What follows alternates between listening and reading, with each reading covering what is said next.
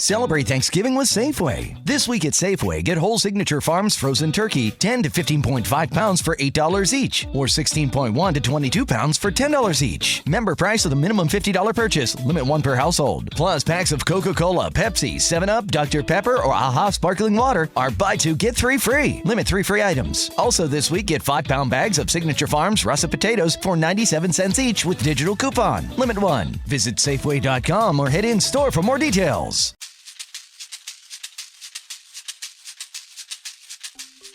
Hi, my name is Richard Dix, and this is How Did That Happen? A podcast where I look at everyday things or events and try to figure out how they came to be.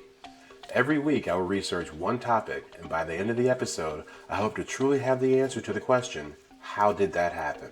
This week, we look at pillows. From your bed, to road trips, to funeral homes. Pillows are a part of society, but where do they come from?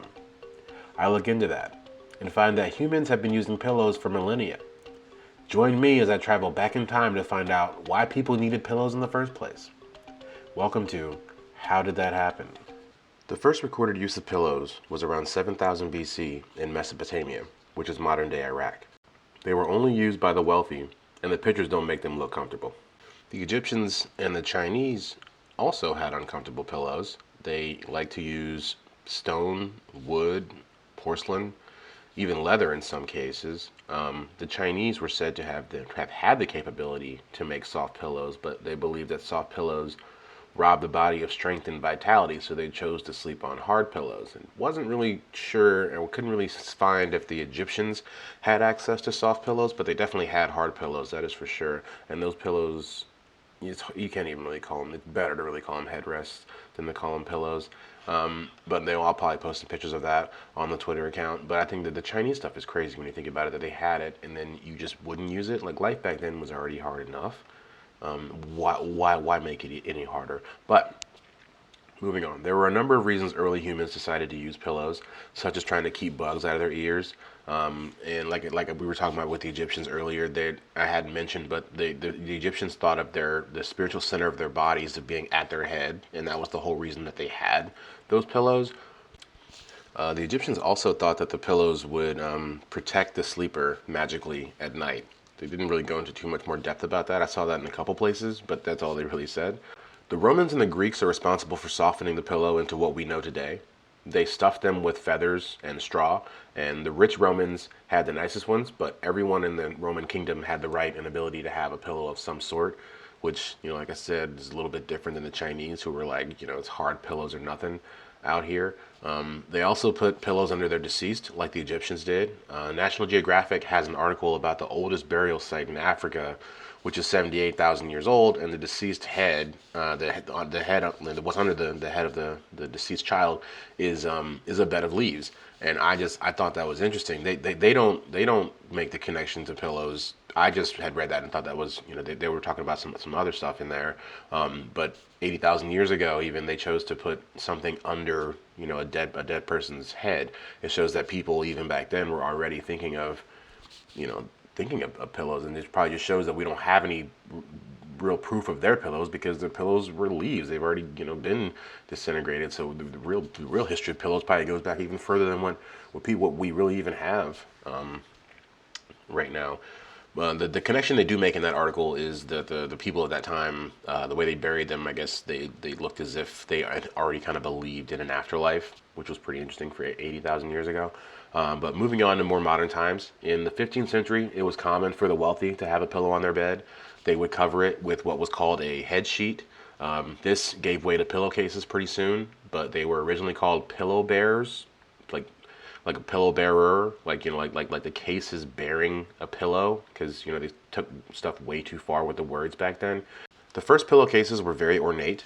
They were very ornate pieces that were usually hand stitched by the women of the house, and sometimes had a number stitched on them to keep track of where they were, of the set they were in like the linen, which I thought was, I guess maybe that's like a level of refinement I've not reached yet. It just seems weird. I don't know. Until around the mid-1800s, the preferred sleeping position resembled more of a sitting position than a laying one.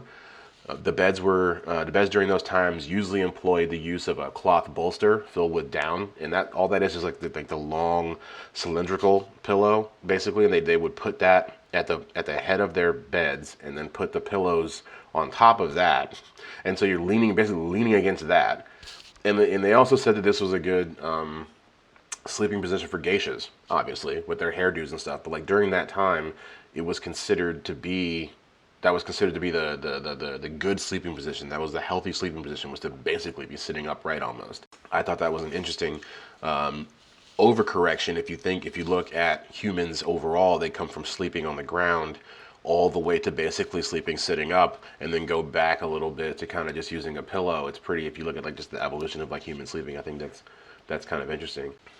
When cotton began to truly saturate the market around 1840 is when we begin to see the traditional pillowcases that we know today. The filling in the pillows began to change as well with the invention of synthetic materials that were just as good as the down and the feathers and stuff like that, but with limited allergens. Because I guess, some people were allergic to the down, which of course, they were originally pillows were stuffed with the down, which is the undercoat of waterfowl like swans, geese, and ducks, and they also use the other parts of the bird as well, and this is what creates the combination of feathers and down. Eventually, pillows would come to be stuffed with things like memory foam, which was created by NASA in 1966 to improve air cushions on space flights. And since then, pillows have been made by a wide variety of companies and have been stuffed and designed with all kinds of things. There are even patents on pillows, which most of you may know the My Pillow guy, Mike Lindell, and by now you probably know him for more than pillows. But he has a patent on his technology for the pillow that involves open cell polyfoam broken into different size pieces. That's pretty interesting. I did not know personally that people were out here patenting pillow technology. I did not know that. When I looked into it, and there's a lot of pillow patents out there, and that seems to be the way things are getting done these days. If you have a new idea for a pillow, or I mean, not that like I guess you're trying to reinvent the wheel essentially. We've been using the same kind of technology for pillows for the last basically almost 1,000 years, and so if you were going to make something new, you probably would want to patent that.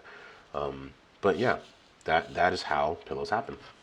And now it's time for the roundup. The roundup. The round. And we're gonna round it up. Okay. So we see that the first real use of pillows is around 7000 BC in Mesopotamia, which is current-day Iraq. The Chinese had pillows, although they purposely made them hard, thinking that soft pillows robbed the body of strength. The first soft pillows were used by the Greeks and the Romans, and Europe continued to capitalize on this in the coming centuries. Cotton kicks off the next pillow boom with making it easier to create pillowcases, making them more durable to hold the filling. The filling evolves from straw and feathers to NASA space-age technology and beyond. Things I didn't know before. Okay, so there were a lot of things that I did not know before about pillows, and that I would not have thought that, honestly. Let's see. The first thing I will start with is that in the 15th and 16th century, people put so much work into their beds when they made them that they would put them in their wills. So like, you loved your bed so much, you'd be like, my nephew's gonna get my bed, which is just something that I don't think usually happens these days. Nobody that I've known has died, nobody's ever inquired to what happened with their bed. So I did not know that.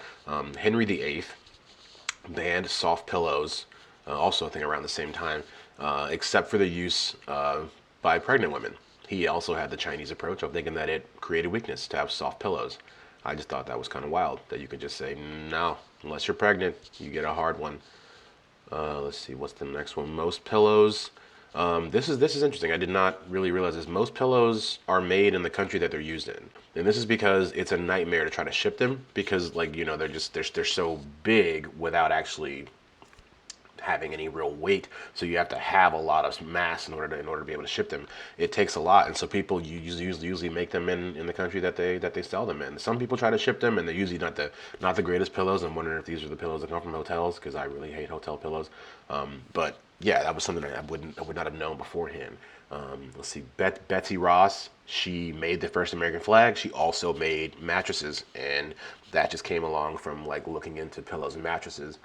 There's an interesting bed that George Washington used during the Revolutionary War, which I thought was really cool, and I probably post a picture of that. It basically comes out of a trunk. This dude walked around, well, he didn't carry it, but his slave, Billy, I believe his name was Billy, carried his trunk, and when he popped it out, boom, there's a bed, and it's pretty wild looking. Let's see, and this is the last thing which I saw, and this is, that they make pillows that look like butts, big butts, and you can buy them at Walmart for $130, and I will definitely post a picture of that.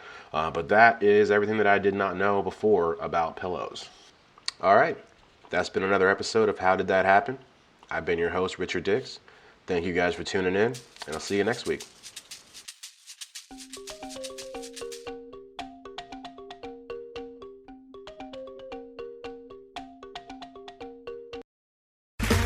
Okay, round two. Name something that's not boring. A laundry? Ooh, a book club. Computer solitaire, huh? Sorry, we were looking for Chumba Casino. That's right. ChumbaCasino.com has over 100 casino-style games. Join today and play for free for your chance to redeem some serious prizes. ChumbaCasino.com. No purchase necessary. Void where prohibited by law. 18+. Terms and conditions apply. See website for details. Lucky Land Casino, asking people, what's the weirdest place you've gotten lucky? Lucky? In line at the deli, I guess? Aha, in my dentist's office. More than once, actually. Do I have to say? Yes, you do. In the car before my kids' PTA meeting. Really? Yes. Excuse me, what's the weirdest place you've gotten lucky? I never win and tell. Well, there you have it. You can get lucky anywhere, playing at LuckyLandSlots.com. Play for free right now. Are you feeling lucky? No purchase necessary. Void where prohibited by law. 18+. Terms and conditions apply. See website for details.